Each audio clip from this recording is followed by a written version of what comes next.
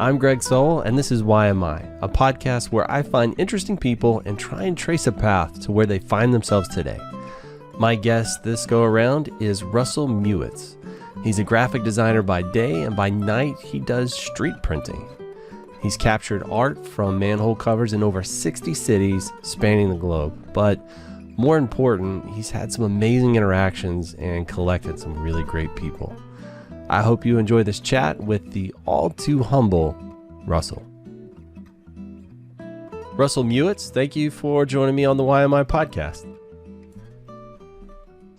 Thanks for having me. I'm glad.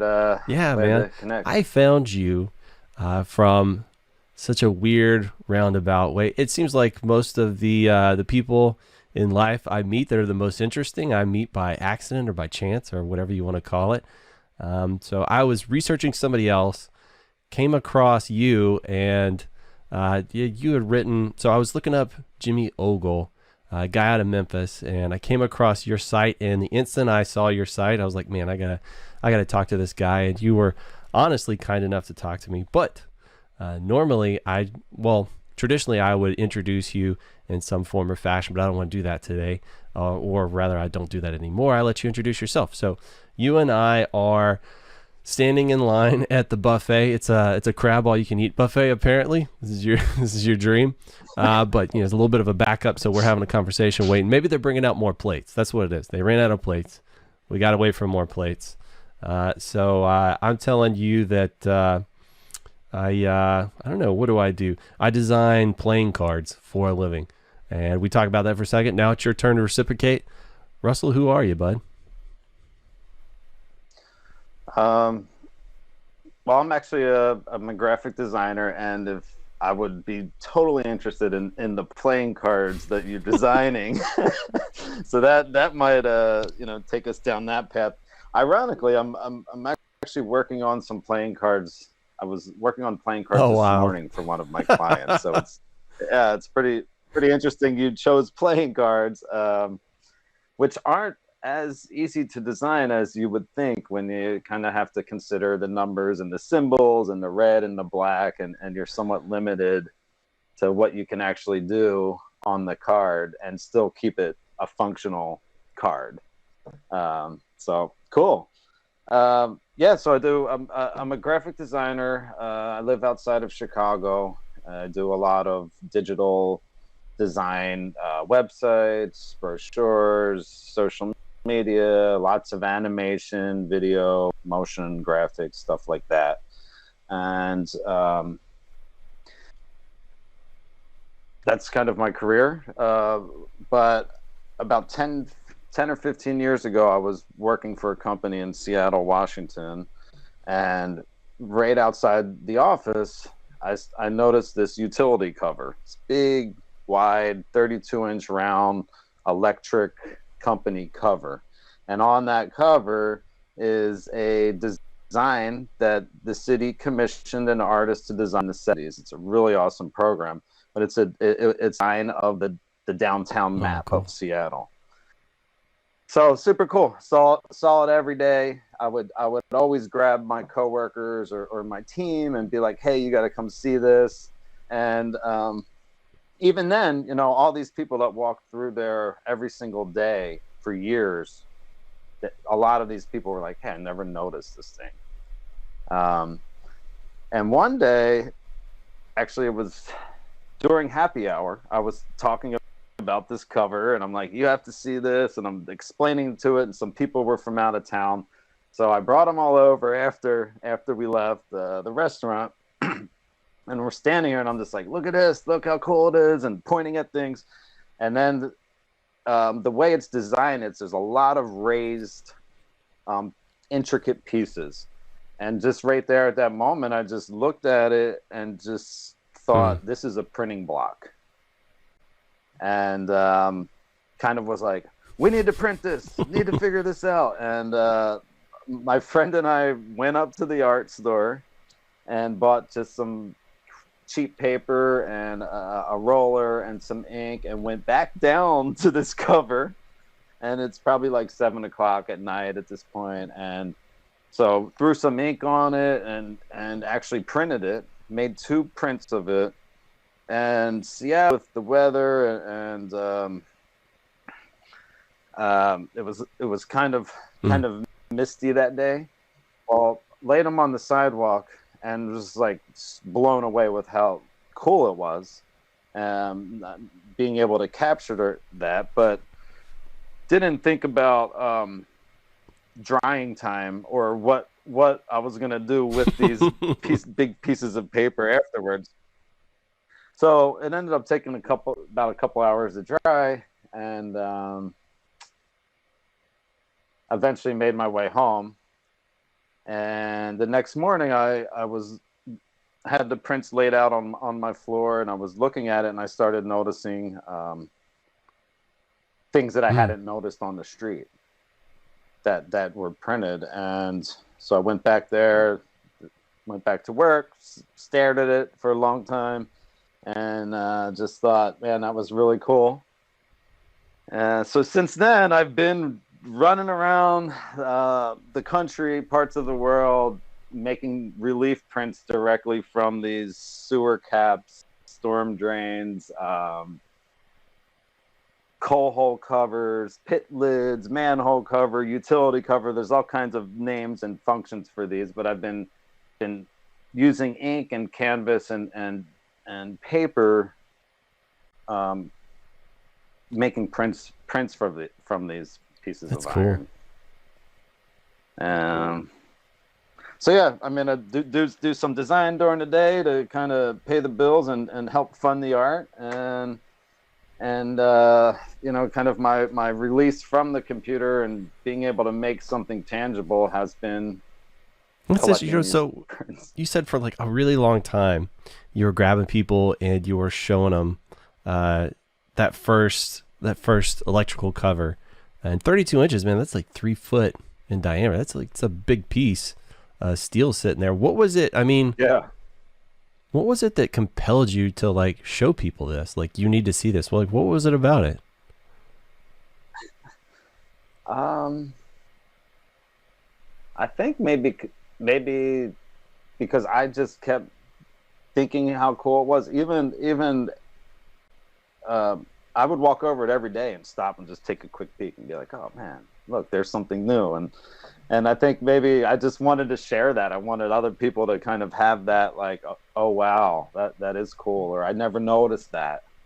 So yeah, it's an interesting question. I guess really just wanted to share the excitement of finding something cool, kind of Gotcha. overlooked. So it's like this hidden little amazing thing, and you wanted to share it with people. You wanted them to see it. You wanted them to be excited about it. Ah, that's cool. And Totally. Totally. like, at what point in your brain did it click that, hey, if I make prints of these, then, I can more readily show this to people, or maybe I can share this to a wider audience, or was that like, did that ever pop into your head?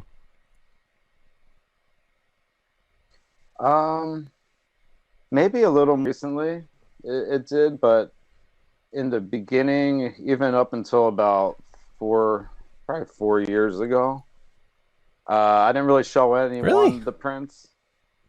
I just kind of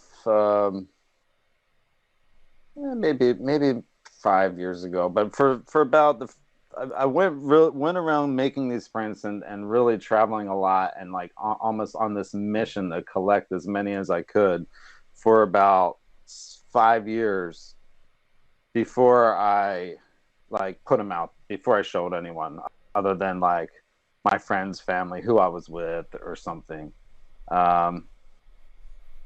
And I mean, I guess maybe for a couple of reasons, but I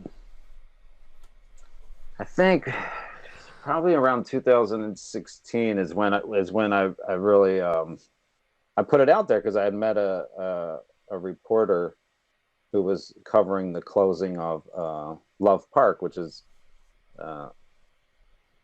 like a skateboard mecca of the East Coast, and I was chatting with him about the skateboarding, and I mentioned the prints, and he seemed pretty interested, and then I sent him some photos and sent him some information, and he was like, "Oh, people need to see this." And so that's kind of when I started actually like showing the prints and getting it online Yeah, and so if stuff like somebody that. hadn't like really urged to do it, do you think you would have ever found your way to showing them?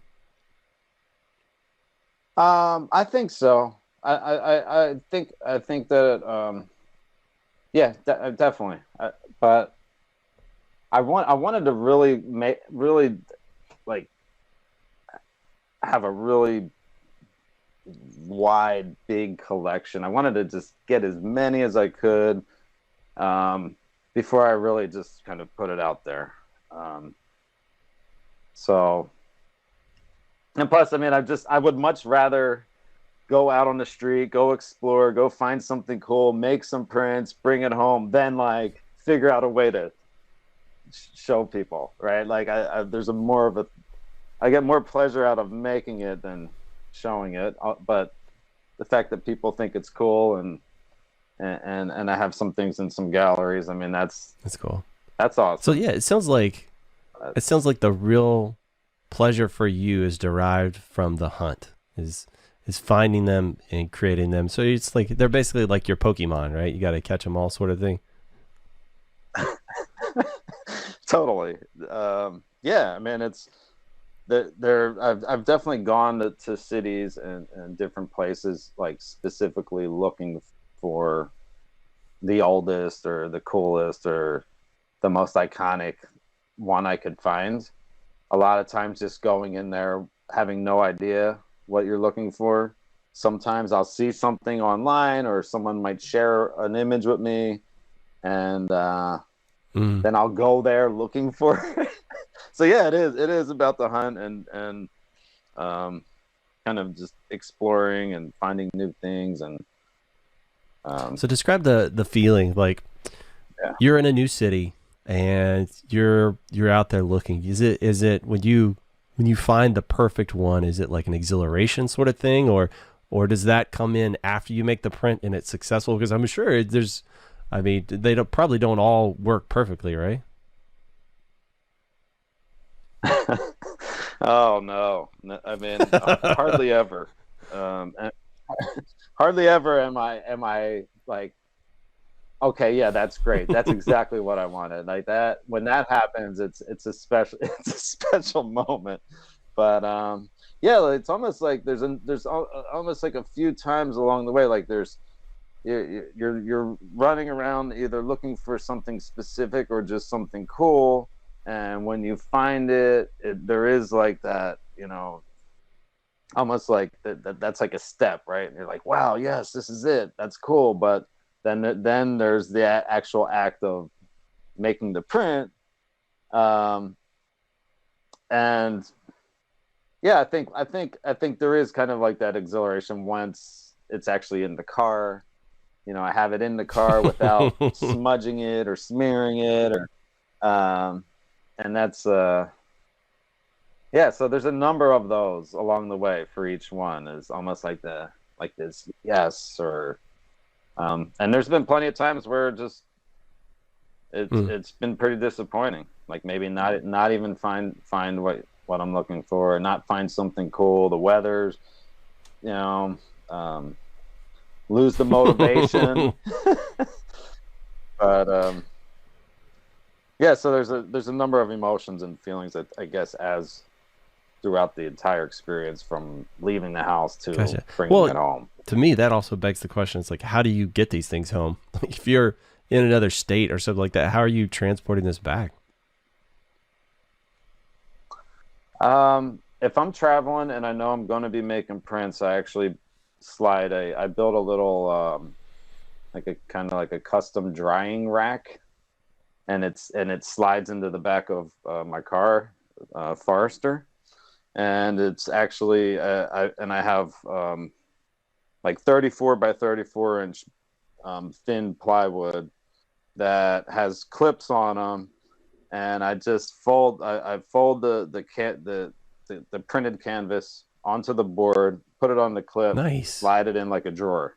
So I can I can actually uh, transport six 34 by 34 inch pieces of canvas in the back of the car if I needed to. Now, granted, there might be suitcases, there might be other things, but totally have figured that out along the way. For a number of years, I would just lay one on the back, one across the back seat. That's all we could do. Done. And then my old neighbor in Westchester, Pennsylvania, who kind of came with me on a lot of these late night, early morning missions. We were chatting one day out front and kind of came up with the idea of a drying rack, and we built That's awesome. Have you run into the situation where you've got 6 and you see another cover that's just like perfect and you have to print that, and then it's like, what do you do in that situation?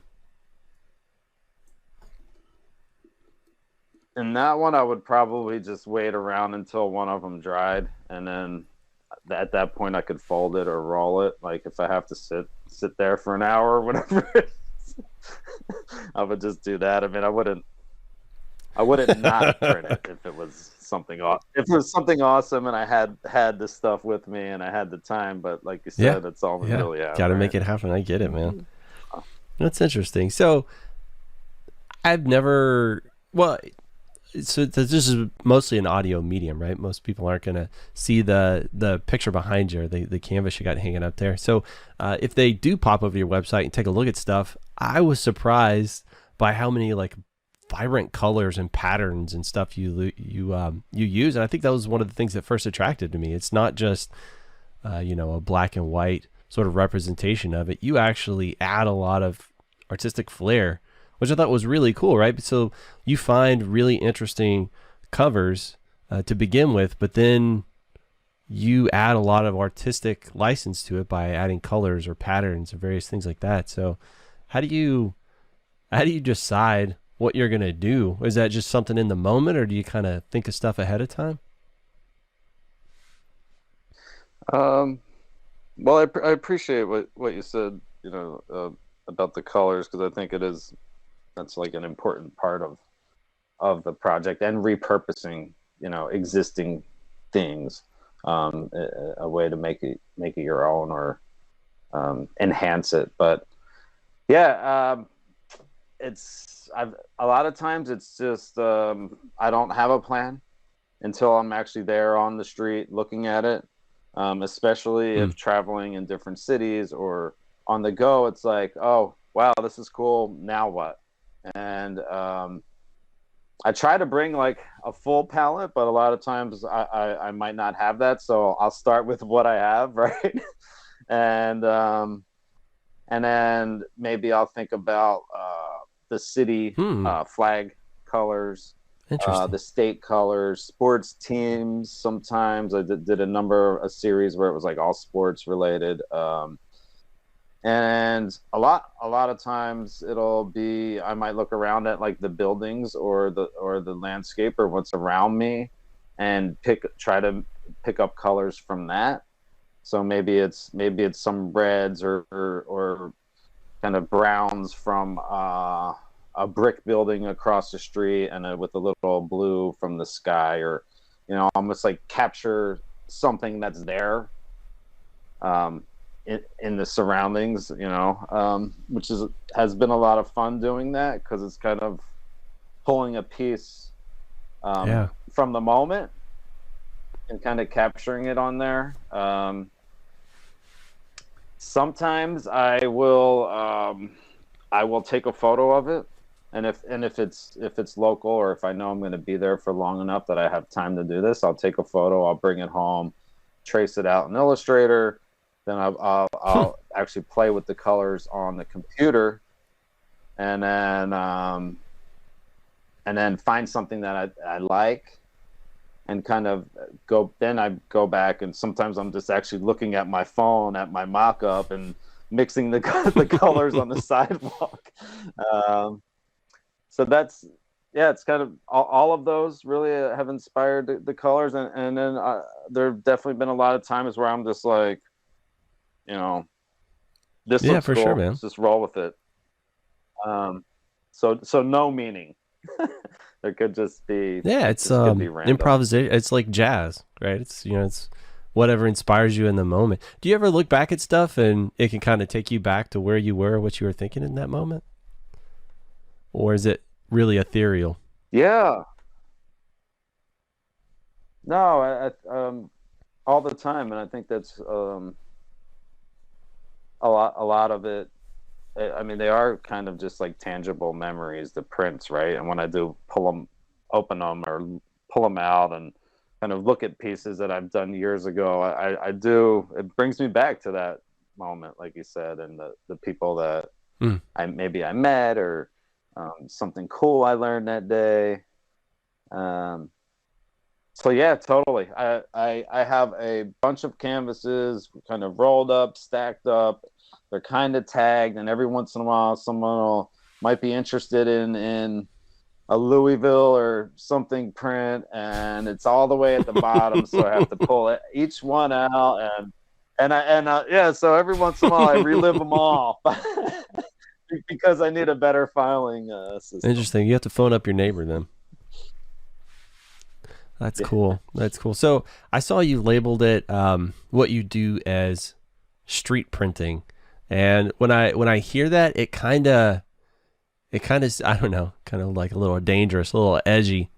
I'm not sure if that's how you feel about it, because it makes me think kind of like tagging or sort of, but it's I mean it's very temporary what you do, right? So I was wondering about do people ever hassle you when you're getting ready to do this stuff? Because I mean, I'm assuming you're not like in the middle of the street blocking traffic when you're doing this, right? I mean, I have a few times. I have. um, no, I try to find places that are safe. Obviously, not in the middle of the street, but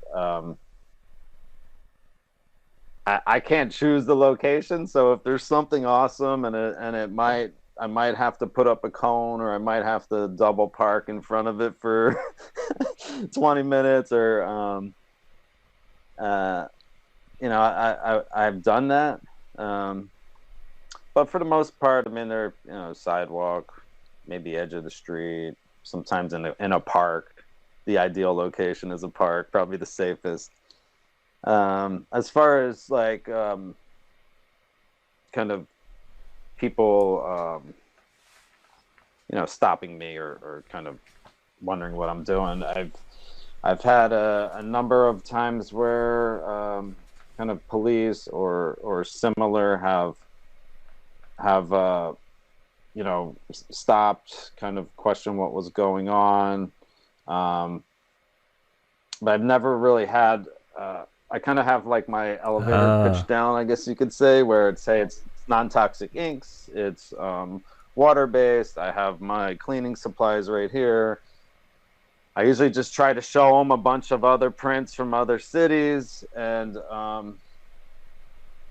I've only had a few times where I had to clean up. They kind of wanted to do a little background or run my tags, or just to make sure I'm legit.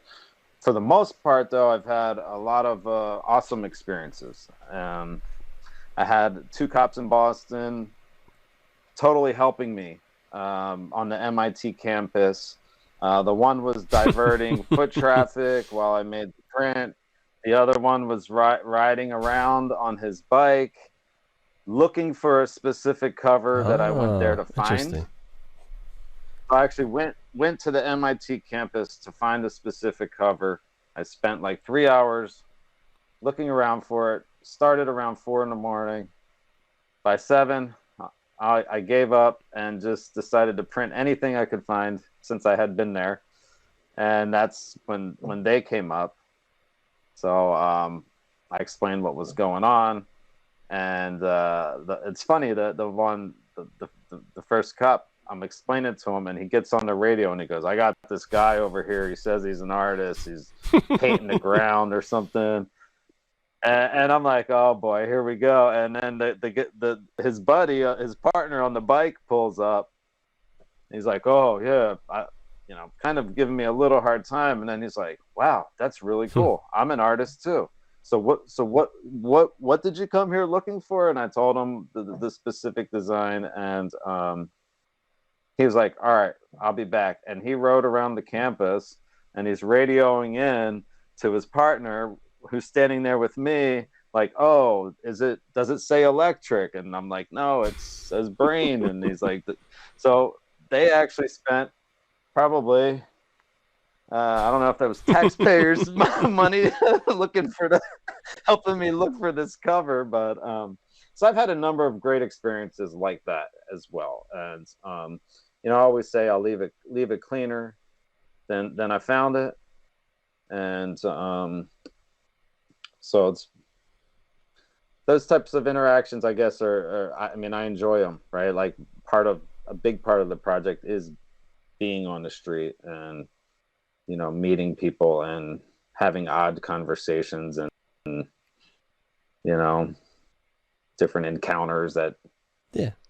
So when I first contacted you, that was one of the things that you kind of relayed to me is that, and I don't have the email pulled up, so I can't 100% remember the way you articulated it. I'm terrible at verbatim saying what somebody had told me. But the feeling was, it was like an important part of this are the human connections that you get to make out of this. And I was curious, do you think that that's become part of the chase for you? Do you think maybe over time that's morphed? Like, because at first, obviously, it wasn't like, I'm going to go make a print and I'm going to meet awesome people. I don't think that was probably in your head, but do you think that's kind of sort of morphed the way you have a relationship with doing this kind of art is? Like, do you think that influences you now? Yeah, totally. And you're right. Like in the beginning, when I was just collecting them, I would go out at 4:00 in the morning. I would go out. So it looked really sus. Midnight. Whatever you were doing over on the ground. Yeah, totally. Like, yeah. And now I look back and I'm like, that was way worse. That was terrible ideas. And sometimes like by myself, right? I'm 4:00 in the morning. I'm out on some corner, probably wearing all black, on the ground, like car double parked on the sidewalk. But yeah, I think so. There was that. It was just making the art, and then when I started kind of putting it out there, and then going out on like more normal days, daylight and hours. I think a lot of those connections started to be made, and yeah, it is a huge part of it, and it almost goes back to like before I even made the print in Seattle, like when I was drug everyone that ever came by the office down to this cover, and just to show them. So I think there's that level of I don't know how many times I've heard people say, "Hey, I've lived here 10 years or my whole life, and I've never seen this thing. I've walked over it every day." And that's really awesome. That's super cool. But it's so funny. I've done that same thing with people. Like I've just walked by and said, "Hey, how's it going?" and just kept trucking until one day, some specific reason, I end up talking to this person and I find them to be just as fascinating and interesting as a manhole cover that maybe I had noticed before. Do you think maybe somehow you doing this is giving you the ability for people to find you as well and meet you and find out how interesting you are and how spot on your crab cake recipe is? That's funny. Yeah, I think so. A number of like good connections that have kind of helped push my career in art and printing have come from those moments. So I think, yeah, someone walking by and that moment, that chance encounter has taken me to different places. It's I've learned a lot of things, connected with with other people, and so yeah, I think all of that has helped kind of get the art out there, and You strike me. Let's just say you strike me as the kind of person also who kind of helped you me don't keep give yourself going, enough really. credit for the amazing things that you're producing, and like the idea that you hoarded them like Gollum with your precious for 5 years before you actually showed them to anybody. I just think it's funny that it's like you seem to undervalue the things you're creating. I don't know, like for me, as somebody who's not artistic in the least, whenever I see people who can see something, some ordinary object, and make something amazing from it, that blows me away. That's just like if I see somebody pick up a violin and they can play it well, that blows me away because I have no musical talent either. So it's so funny when people undervalue the weird little gifts they have. But I guess you've been training yourself for a long time with graphic design, right? To see that stuff, huh? To yeah, and maybe to undervalue your Yeah, work. I'm sure you're used to people haggling and I mean, everything else. graphic design. Yeah, I learned like in my early 20s just to let it go, and like the client's happy. So maybe that has kind of trained me. But it's funny you said that because I think yesterday someone was kind of talking about potential buyer came to look at some pieces, and she had told my friend that it seemed like I didn't want to sell them. I wasn't. I was saying things like, "Oh, I'd be sad to see that go," and in a way, it's. I think I do need to value Well, it a I don't know little about more. it, but But I think maybe um, you're part of the process in creating it. You know what I mean? Like, because it wouldn't exist without you. And I think that's fascinating because, like, you're finding these hidden, amazing things and you're bringing them to the world. And you seem to be standing behind it and saying, wow, this is the amazing thing, where actually you finding it and arranging these amazing colors that really speak to people, and like doing all these cool things. That's, to me, where the magic happens, right? Because without you, the art wouldn't exist, right?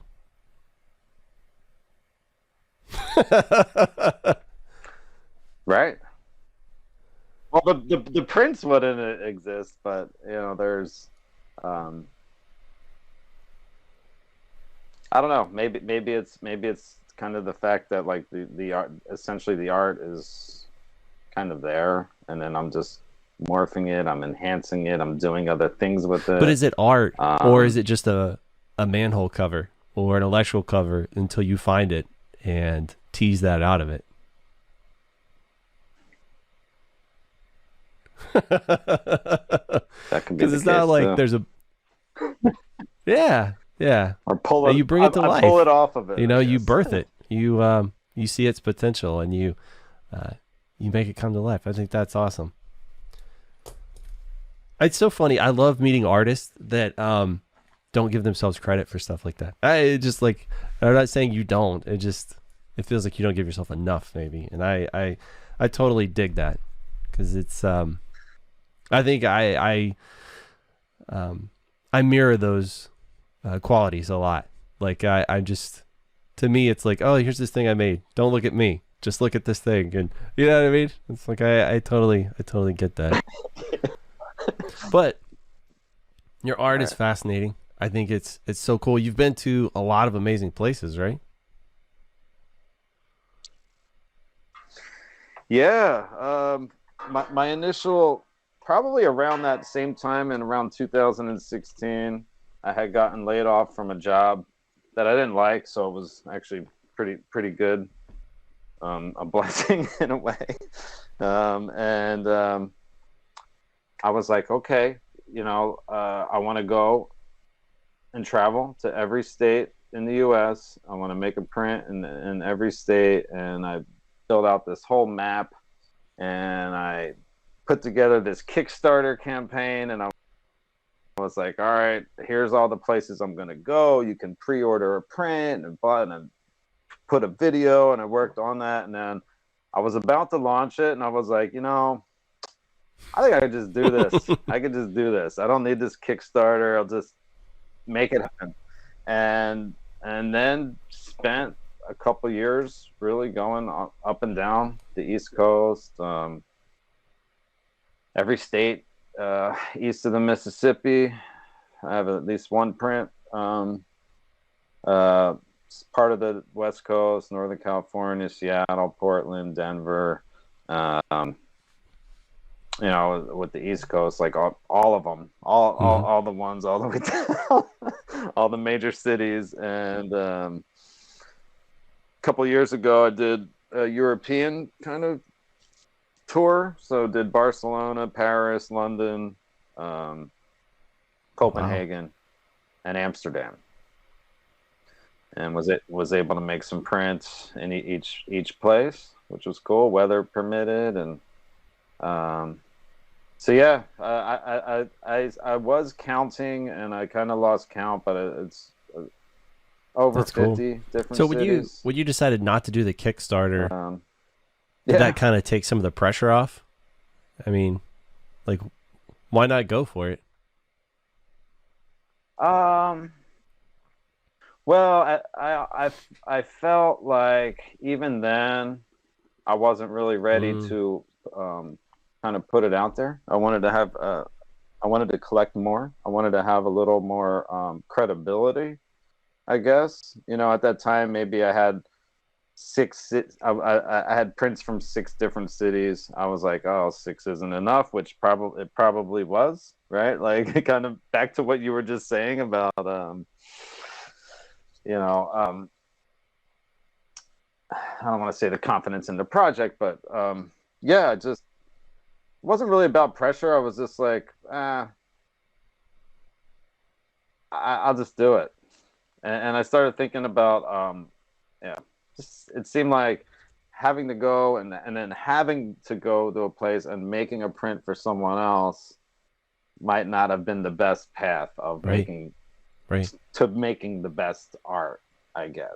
Right. So then was able that to absolutely go make makes whatever, sense. whatever Like, I if wanted. you feel obligated, then you're going to force it, and it may not be, your favorite thing, and it's never the same. Like, I felt that before. So I used to do like photography, and I love taking pictures. Well, then we needed some extra money to make ends meet, so we started doing wedding photography, and while I loved it and it was really transformative for me, like in multiple ways, it definitely became a job and became a grind, and you just feel exhausted, and you just kind of don't want to do it anymore. And as soon as we could retire from it and not have to do it anymore, we absolutely did, and we haven't done it for a long time. So I could definitely see like keeping it as like, this is the thing I love, and this is the thing that feeds me, as opposed to I'm obligated to do this for other people. I totally get that.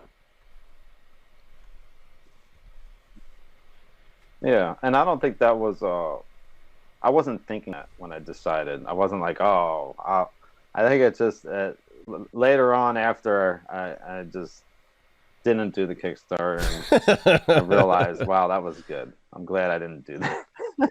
Have you ever thought about reigniting it and doing it again?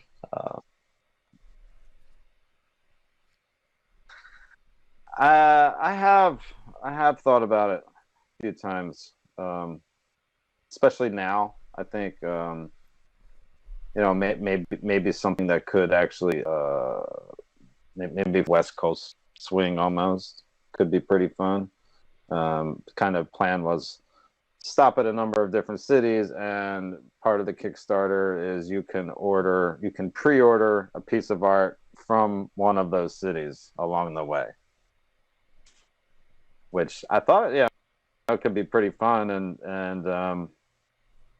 And maybe at this point, since I've done so many, that type of challenge might be more fun than just going and making a print, right? Like that. Now I have to, if I'm stop in Dallas and I have to make 10 prints in Dallas, and then I have to stop in Santa Fe or whatever. I think that'd so it'd be cool. like an original print. So everybody who cool, like but, fed in would get an original, not just you make like a canvas and then like have it professionally like copy. Isn't that, what do you call that when like you have like a original artwork and people just, is it called making prints of that? Yeah. Yeah, it's just like a reproduction, or they call it a fine art print. Yeah, I think it could be two. There could be two options, like the option for an original piece, or an option, or the option for like some reproduction. But the original could be. I mean, yeah, that'd be pretty fun. I'd have to I was build a thinking bigger too, if you drying did rack. like if you did reproductions, then like if you did 10 there, then I could choose from like 10 different ones, and whichever one hits me the hardest, I was like, yeah, man, give me one of those. That'd be pretty cool. But there is something to be said about having like an original. Totally. That's, Yeah. like, I have a couple of those, and I don't know. Those are like so much more special to me, I guess. Yeah, totally. Yeah, so who knows? Maybe I'll do that someday. Or it doesn't even have to be a Kickstarter. It could just be I guess they give you the platform, they make it easy, but almost like pre-order, some kind of Yeah, that would be pre-order really cool thing. Yeah, I was just Could be thinking about fun. it. I think I feel more connected to the artist. Like, I met this one artist who does like these little line drawings. He does like these little squiggles and then makes circles and makes all this cool stuff. And the reason I bought is because he was telling me about the pencils, how he goes through them so fast and he ends up with these little nubs and he calls them pencil bones. And I said, if I buy a piece of art, will you give me one of those pencil bones? And he's like, yeah. So that was the reason I bought. I don't know. It just made me feel like more connected, and like I had this story to go Yeah. along with it. And like your art print comes with an amazing story. Yeah, how you like did all this stuff. So I think, yeah, like that definitely speaks to like Yeah. the weird little quirks inside my head. I think that's awesome. Yeah, I would have gone for But the yeah, that's pencil bones. Yeah. that's so cool. But is that, do you is that, you could see yourself doing that, like picking a handful of states, like all cluster together and say, all right, at this time period, I'm going to go do all this stuff and find you some benefactors and go do it. Is that like, does that seem exciting to you? Yeah. Yeah, definitely. Especially if it's places I haven't been. I mean, um, so there is kind of that whole Midwest, Southwest, Southern California that So do you try and meet people I ahead of eventually time that can like need to maybe do like it. show you around, or just, so you'd have like friendly faces in that place and you go hang out a little bit, or do you just play it by ear, like as you're there? Um, I might try to figure out some kind of connection. Just play it by ear. I mean, over the years, there's been a number of times where maybe someone from social media or friend of a friend, it's like, hey, I'm going to be here, and maybe meet up and make a print or something, and or I'll have them start That's taking awesome. photos Yeah, and save definitely have locations a for forward scout. uh, and that's like the Jimmy Ogle, when I met him in Memphis. So I was in New Orleans, went to New Orleans to find a specific cover, and printed that thing. And the next night, I was set to leave New Orleans and drive to Nashville, and we were going to stay in Nashville for a couple nights, a group of us. And so we had two cars. Well, that morning, I'm getting ready. We're getting ready to leave, and some random person sends me a note on Facebook, or comments on a Facebook post, and says, go to Memphis, find Jimmy Ogle. So I'm like, literally like, okay, Memphis, Jimmy Ogle. And then I pull up and I see this little bit about his manhole covers and kind of tour thing he's doing over in Memphis. So I looked at the map and I was like, well, I'm kind of heading that way. And so I said, all right, I'm going to shoot Jimmy a note, and I'm just going to head to Memphis. And everybody else got in the other car. They went to Nashville. I went to Memphis, and I stopped about halfway. I checked. He wrote back, and I said, hey, I'm coming to Memphis. I heard you're the man to show me some cool stuff. And he was like, let me know when you're close by. I'll meet you. And yeah, spent the day, made some prints, and hung out with him for a bit, and then made my way to Nashville. So that, yeah, like that was kind of a chance, and the timing was great. But there've been some times over like similar to that, where it's like kind of meeting random people that random but connected. Yeah, Jimmy people, is I guess, in a way. He's a unique character, I think is the best way to put it. That guy talks a mile a minute, and he never seems to run out of steam. He's really interesting. He's got like so much information in his head. I think he's got to vomit it all out as fast as possible. He needs you to know all this stuff. But it's funny. I lived in Memphis for almost a year, and I was there by myself when I first got there, and I was there for 2 weeks, and it was like my birthday. And so his tour happened to be on one of my I call him my birthday or whatever. So I was like, I'm going to go out, I'm going to do something. And I instantly liked the guy, and it's so funny how he changed my relationship with that entire city, like learning all about it and just how much rich history and stuff was there. Not just what he could show me, but I don't know, it kind of made me fall in love with the city itself.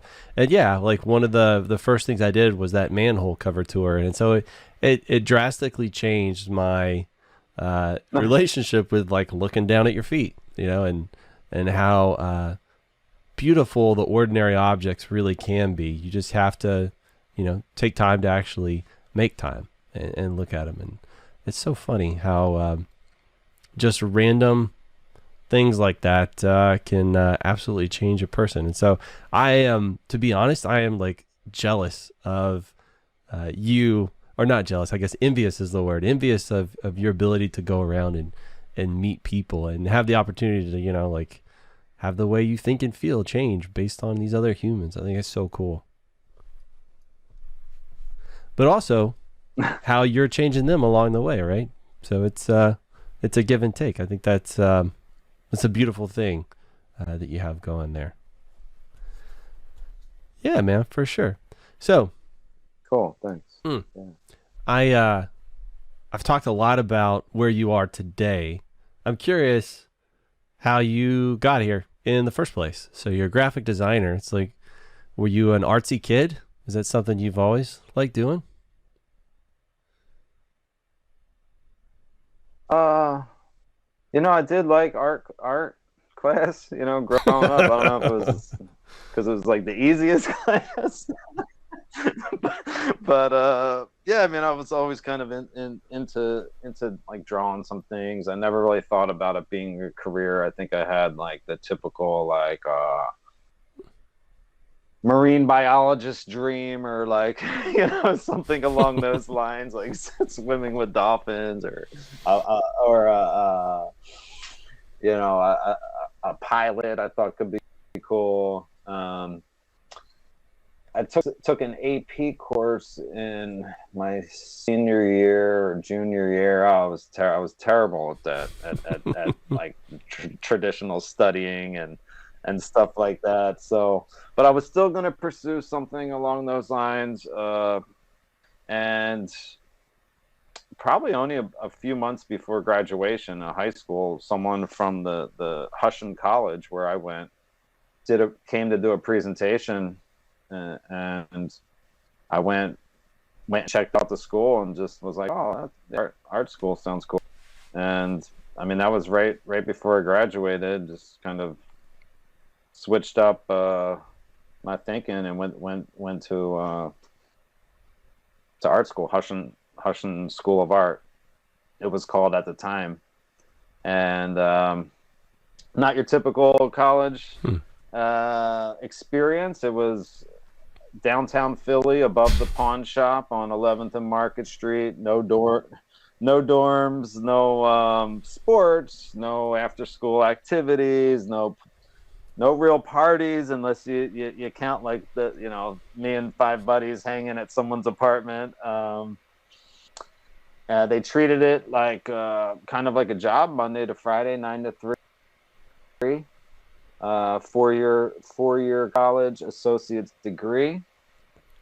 So definitely not the traditional experience, but I think it was actually pretty perfect fit for me at the end. And yeah, I graduated in 2000, and at that time it was kind of websites were getting a little bigger, and but I really appreciate that timing as well, because the first 3 years of school, I didn't have a computer. I didn't do Photoshop. I didn't do Illustrator. Didn't all of the layouts and all of the designs and mock-ups and illustrations were all done by hand. So I did advertising design. So we did a ton of ads, posters, really advertising, but all of the mock-ups and all the comps and designs were done using markers. So, drawing each font and then the second half of my senior year, I actually got and started using Photoshop and Illustrator, and was like, whoa, like this is crazy what you can do. So it was like, good to have that hands-on traditional experience, but then almost enhance it with the Do you think that perspective helped you a lot, or maybe it made you appreciate more what computers could actually do, having to do all that stuff by hand? Yeah, definitely. And also, and I think it also made us and makes people really respect the typography a lot more, right? And instead of just typing a word, you're kind of gathering and doing a composition of the letters. So yeah, it was pretty cool. Sometimes I'll be rooting through some old stuff and see some old layouts where, like, there's a big block of copy, and drew all of that, right? All the fonts. So yeah, and then I've just been doing got into websites early, did a bunch of websites, bunch of Flash animation back in the day when that was going crazy, and then I got into multimedia, designing interactive games for an online education company. Did that for a number of years, and now I'm just kind of consulting, doing, I guess you could say, advertising design. Yeah, so I was doing a little digging. I saw you at Street Studio. Is that where you're doing all of your work? Yeah. That's yep. That's the name of my company. It's just me and a few friends, and that website's pretty old, but Street Studio is kind of a play off of the printing. I saw the parallels for sure. The street, yeah. And the site doesn't feel old, even if you say it is old. It still feels modern. So maybe you were ahead of the times whenever you made it. I think maybe I just need to update it, like the portfolio or something. It's pretty old work on that. So you said you work with a bunch of friends on there. Were they friends before you started working together? A couple of them, yeah. So some met along the way, In Seattle, I managed a team of almost 50 artists, designers, illustrators, voice people, video, and so I met a lot of really talented people, and people that I get along with. So a number of them we've stuck together in a number of ways. That's exceedingly important, the get along with part. Yeah, I've definitely been in Yeah, environments where so totally. somebody comes in and it throws the feng shui of the room off. You know. Yeah, and even if they're bringing like maybe the most important like point of view to the meeting, if they're throwing it off in another way, Yeah. it's I don't know. Yeah. I definitely know what yeah, I know what you mean. It doesn't matter how talented you are if you can't work in the team and you're disruptive to the team. It's like, so when I would manage people, that was absolutely the number one thing when I was hiring. I would make sure that their personality fit. You know, if you're lacking in some experience or knowledge, we can teach you that stuff, right? But I can't teach you to have a good attitude and a good Yes. work ethic. Right? That you got to walk in the door with that stuff. So yeah, like Right. um, when the interview process, the most important part was not me; it was the rest of the team talking to you and seeing that they liked you or not. So they were usually the real deciding part of that. Totally. Well, I don't know if you're an NBA fan, but the Sixers are having that Ben Simmons going through that right now. I do actually watch a pretty decent chunk of the NBA. So when I was in Memphis for that year, I was actually working for the Memphis Grizzlies. Yeah, so it was Oh, a cool. weird story how I ended up there, but yeah, so I ended up doing that, and that made me start watching the NBA. I mean, I didn't really watch it before that, so it's funny how, and I've only, man, I think only like one or two people that I know still work there, so it's been like 8 years since I've been there. That's cool. It Yeah. sounds cooler than it actually was. It's I was on like the operations side of the house, which is um, not nearly so glamorous. Although it's crazy watching those guys work because like those operations people, they would put in crazy amounts of hours, just like I mean nonstop. They would burn weekends and then you would watch like the players come in. They'd warm up for a half hour, then they'd play, then they'd go home, and then the operations people would go right back to work. So man, I felt bad for them. I was like, they're the real stars of the show. Yeah. Yeah, the players are putting in like Yeah, not 90 to minutes or undermine something. like amazing talents. They've put in a lot of work, but you know, you see all these blue collar guys just grinding it out day after day, week after week. It's like, man, that's wild. Yeah, I totally get it. Totally. So the graphic stuff, are you still in love with that graphic design? Does that still do it for you? Uh, I mean, it's not too bad, and just yesterday, I actually said, "Well, this is pretty cool. If I have to work on anything, this is cool." I do love a couple of the um, projects that I get to work on, and I do some work animation for a Oh, that's cool. children's book publisher. So, so that is super fun because we essentially make little mini trailers for kids books, and these books are always have awesome artwork. And so each job we get the art, we get to chop it up, we get to uh, animate it, bring it to life, and turn these like little bit turn these static pages into like this little mini video that's going to make this kid want to buy a book or get his parents to buy him a book or whatever. So that is super fun. I love doing it.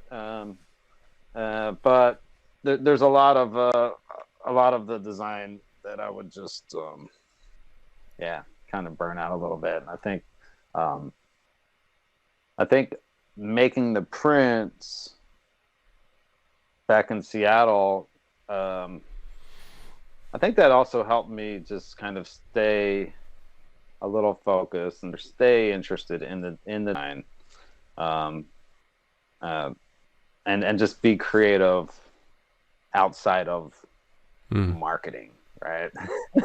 um, so yeah, there are times where I'm like, I don't want to do this anymore. I just want to go out and paint. I just want to go out on the street and talk to people and paint things and create things and find things. Um, but yeah, for the most part, I try not to take on as many jobs or Mm. every job like I used to. I used to just kind of be a yes, like a yes man when it comes to requests.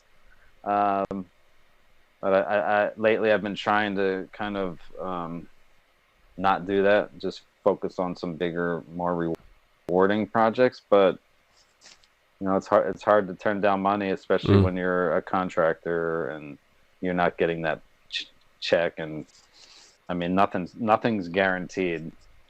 So those few times that I actually recently said no, I'm not doing that type of design work. Not because I don't need the money or I don't want the money. It's because I don't want the stress of it. I don't want to, you know. So those times it felt really good. But it's only recently That's awesome. I started doing like that. the fact that you've come to a point in your life where, you know, you value your time and your energy more than you do money. That's pretty monumental. Yeah, it felt good, but then, yeah, like you never know. I mean, one client, I don't have any long-term contracts. Yeah, so. I've done a little consulting, but I've always had more than one job at any one point in time. Like I'm always doing more than one thing.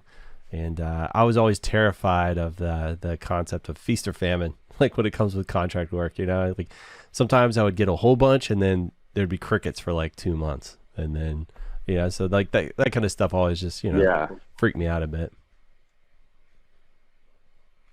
Totally. The brave, the few. But That's cool though. I mean, I don't know. It also makes you more flexible though too, right? So you can get up and move and work from anywhere and do kind of the projects that feed you, not just put food on the table, but also feed you personally. I like that. But, it's so funny. I've had a lot of people, not a lot of people, but some people have like, oh man, I just don't love this job. I want to do the thing that I love. And it's like, well, that's not always realistic. If you love to do popsicle stick art, you're probably not going to be able to feed yourself just doing that. But if you get a regular job and then do that, that thing that's your passion that you really love, on the side, then how's that necessarily a bad thing? So I think it's cool that it seems like your passion kind of aligns with what you do anyway. So sort of one feeds the other a little bit, or maybe one informs the other a little bit. You think your graphic design informs what you do with the street art, street printing? Yeah, I mean, I think the two kind of align in a number of ways and maybe inform each other. Whether it's color palettes, obviously, the designs, and in a way, like the printing is kind of like what I'm doing for the corporate world. It's like they have a logo and they want to rebrand it, or they want to create something based off of something they already have and to kind of bring it to life, or bring it animate it, right? You're so like with the covers, they're on the street. It's like there's this symbol, there's this thing, and how am I going to make something cool out of it? How am I going to make it better? So in a way, it's kind of similar. There've been definitely times where things I've done on the street have inspired what I deliver for a client later that day, or vice versa. And so I think it has helped me kind of stay focused and my skills somewhat relevant, having that separation and away from the computer, away from the noise, and then be able to kind of come back and get back to that computer thing. I think it's awesome too, like the idea that I think the more things we do as people, like the more tools we put in our toolbox that we can take towards, any anything we're going to try and accomplish. Like, so if it's like your work and you have experience doing all these other things, I think it's going to just give you more perspective, more viewpoints, more things you can bring to the table, which to me is never a bad thing. I get so like locked in one way of thinking, it's like I get like tunnel vision on stuff, and sometimes I'll have somebody completely unrelated to what I'm trying to solve, somebody completely non-technical, and they'll say, well, why don't you just do this and that? And I'll say, well, because that would be simple and solve my problem instantly, and I don't know why I didn't think of that to begin with, right? So sometimes it's just, like I need to expand my vision, I need to get out there and do more things. I think it's cool that you're able to do that through the thing that actually is like your passion. But I noticed, so there was something I was curious about, like around 2017, 2018. So like when I was researching you, you were pretty quiet before then, and all of a sudden you're all over the place. You're like on a million websites from 2017 to 2018. Was that where you just started, like you said you talked to that reporter or whatever? Is that where you just started putting your stuff out? I think that was, I think I met him in like the spring, summer, maybe mid 2016, or might have been 17 actually. Yeah, I think that's probably around that time when he put out the article, and obviously a number of news outlets kind of just share that picked content, it up and ran with it, which is pretty hilarious to see, like that Newsly and different places like that. I'm like, you took the article, you chopped it up, you made it you like dumbed it down all the way, and I'm like, that was the first time that I realized that, like, news media outlets do that, right? They're just grabbing content and they're just putting it in. I'm like, oh, so I guess it was around that time with that first article in Philly. So did you start getting contacted a lot? Did you start getting a lot more just personal attention after that? Yeah. What was definitely. that like? It's cool. It's cool to hear. It's super awesome to get an email from some a stranger, sometimes across the world, states away. The woman that led me to Memphis, that she saw the article, decided just to find me and write me and tell me to go to this place, which I did, which I ended up doing. So yeah, like those are really cool. I had a number of people just send me pictures randomly, send photos. Oh, hey, thought you might like this.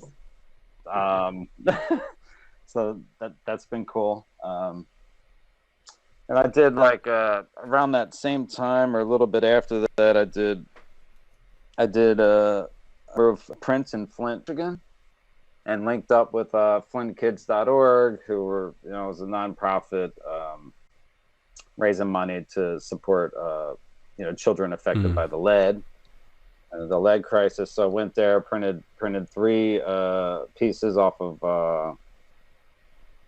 a Flint water cover, and donated those. They auctioned them off, which was cool. It was a cool connection, kind of,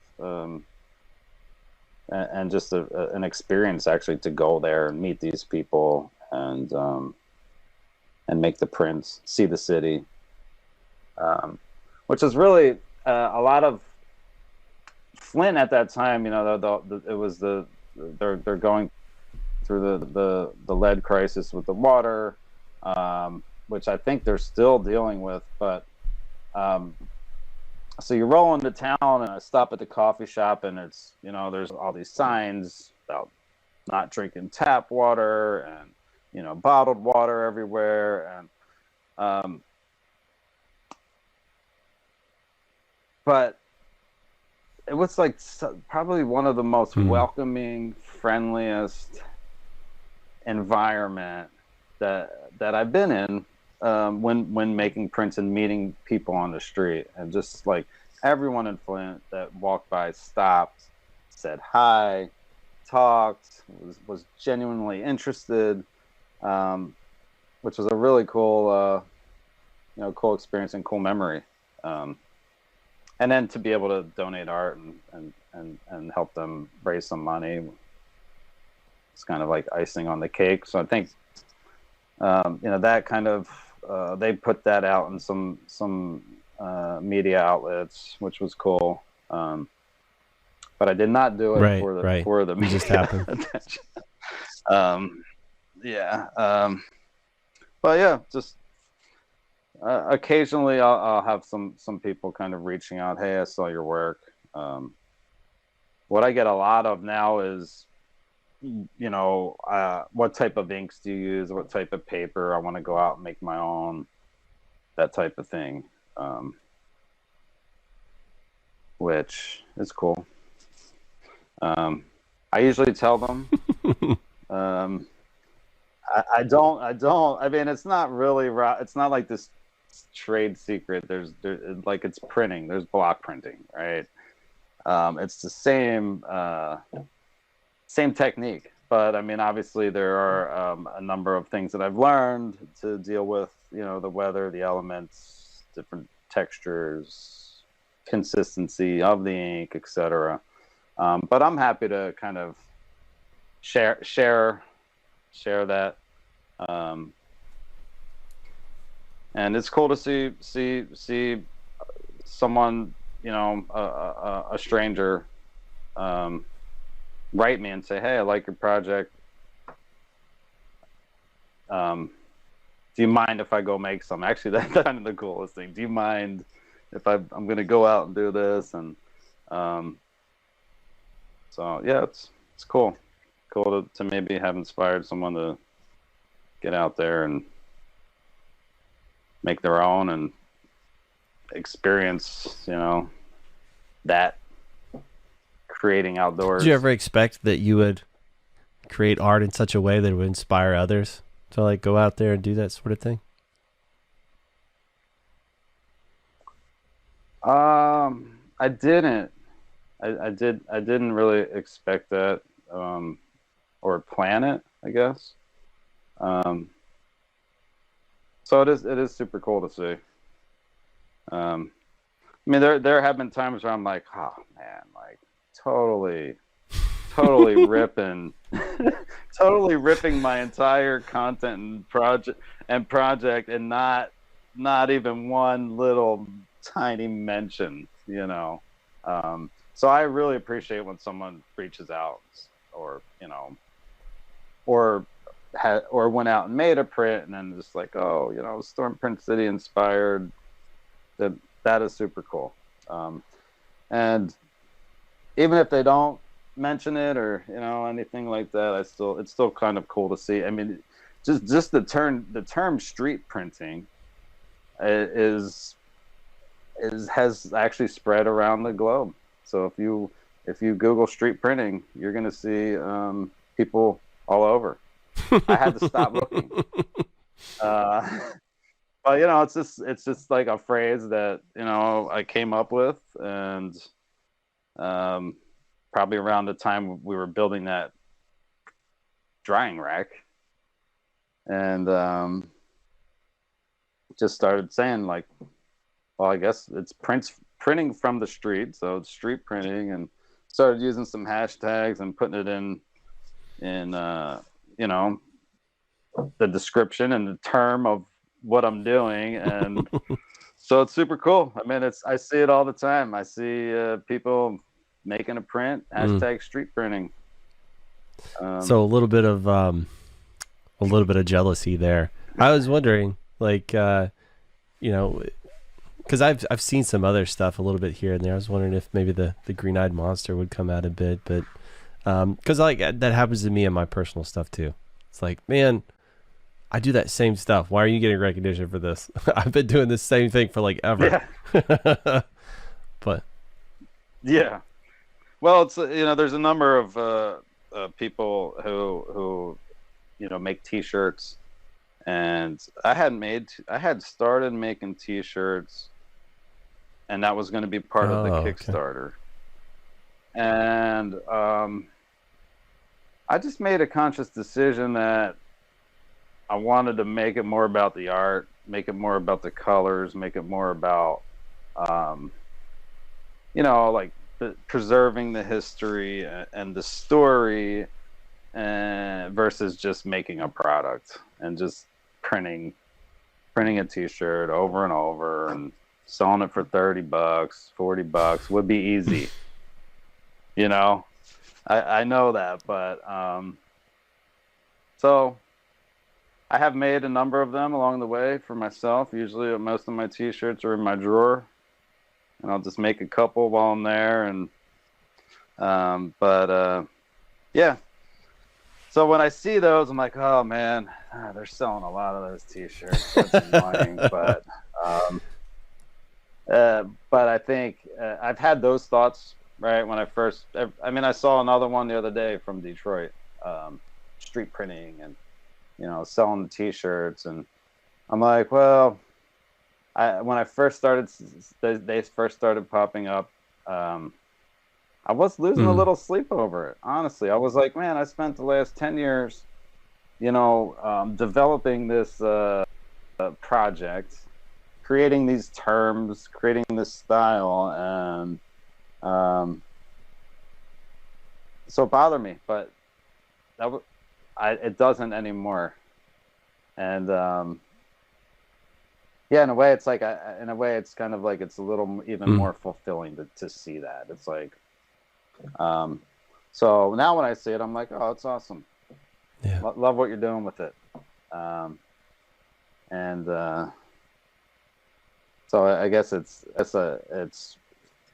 kind of, it makes me I'm even happier that I did spend those years kind of just collecting and doing my own thing versus trying to make something a product or make something out of it, right? It's just the act of making the art versus for stuff like T-shirts and stuff like that. For me, it's less about me wanting to wear it and me usually wanting to support the artist that I love.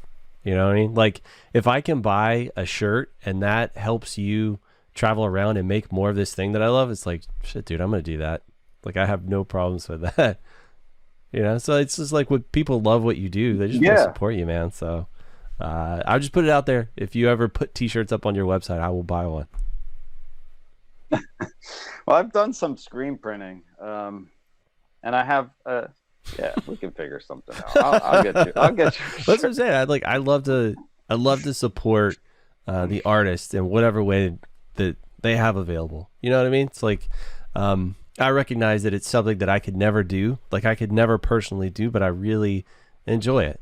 And so I want you to keep doing that thing. It's just like people on YouTube that I like if they have a Patreon, I try and subscribe to it, even if it's just a few bucks a month or something like that. Enough people do that, and then shit, it's their full-time gig, and they get to just keep making the thing that I love. Yeah, sure, let's do that, man. Well, I appreciate that. I try to do the same. With other artists, and I've noticed artists are usually pretty good about supporting each other. Like if you've got a friend that does this thing, you'll be the first one that buys their thing, right? Or does this or that. And then I think that's so cool how you guys band together. Yeah, we've I've talked to a few other artists who do the street printing. And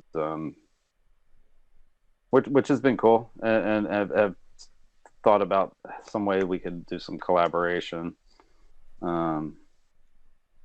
So it's been better to kind of have that open mind and open book, right? So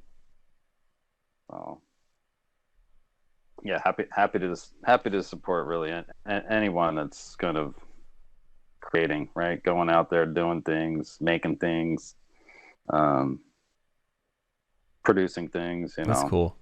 Yeah, for sure, man. All right, bud. Well, we are coming up on time. and I try and be very respectful of people's times. Like I've always heard, you can get more money. That's not always easy to do though. But you can hire more people. You can do all these things, but you can't buy more time. So I try and stay on top of that. But right here at the end, I usually like to ask people. It's like if you wanted folks to interact with you in some way, whether it's like your website or social media, or just what's your favorite way for people to interact with you? How would you have them do that? I would say the website stormprintcity.com is an easy way just to send a message through the contact form, or Instagram. I probably have I keep a little more. It's a little more recent. If you're trying to see some the latest content or latest projects, or what I'm currently working on, Instagram's really good. And yeah, I mean, I guess that's really it. How do I figure out if you're like coming to a city near me? You gonna put that on Instagram? I do. I try to if I have something in the works, gonna do a post about it, especially if I'm hoping to connect. If not, yeah, I mean, like Instagram stories, I kind of use the stories to capture and document the print missions, I like to call them. I'm writing that down. Print missions. I like that. That's cool. All right, man. Well, you are a really cool cat. I love these where you're a complete stranger to me. I just like enjoy your art. I love being able to get in here and get a sense of the person. It's always a little scary right at first, because like I have no idea who you're gonna be. Am I because a lot of times I'm a polarizing personality. It's like either you love me or you hate me. So usually I try and find a balance of not giving too much of myself where you hate me, but just enough to where maybe you're okay with me. But I really dig what you're doing, and I identify with you so much. Like wanted to like. It almost sounds like you got a little imposter syndrome. I'm not saying that you do, but like, oh man, maybe I don't have enough. Maybe this isn't good enough. Maybe it's, but it's like, I think what you do is awesome, and I hope you just keep putting it out there, man. And every time I look at your I've done this a couple of times. I start looking at your stuff, and I go down this black hole where I just kind of keep looking, and then I'll like zoom in, and I'll just look at it for a little while, and I'll pick up a new detail there, here, and there, and I got and then I look up, and it's been a half hour, and it's like I'm already supposed to have been in this meeting or something. So I really enjoy you getting me late for meetings. I appreciate that, man, and just you've got a good spirit, and I hope at some point you come somewhere near me so we can find some manholes together, man. Oh, Greg, I would love that, and I appreciate you having me, and I feel like you've been pretty spot on with a lot of things you've said and picked up on. So all right, brother. Yeah, it'd be cool to connect someday. I'm gonna say thank you, and I'm gonna click stop on all the recording stuff. Give me just a second.